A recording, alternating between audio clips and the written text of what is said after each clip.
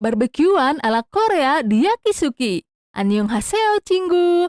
Tahu nggak sih ada menu baru Korean series di Yakisuki? Jadi kalian bisa barbekyuan ala Korea nih di sini. Lokasinya ada di Jalan Negarawangi nomor 16. Cus meluncur.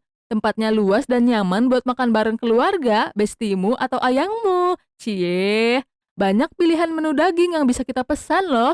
Di sini kita bisa bakar-bakar dan ngegrill sendiri kayak di drakor. Dijamin asik guys. Baki jadi menu daging wajib yang harus kamu coba. Lembaran-lembaran daging sapinya itu loh, tipis dan empuk.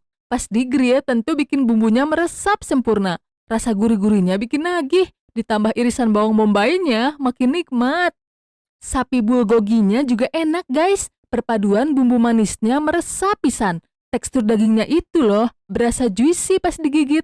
Jangan lupa cobain juga menu signature mereka, yakiniku sapi. Mimin cobain yang menu yakiniku spicy.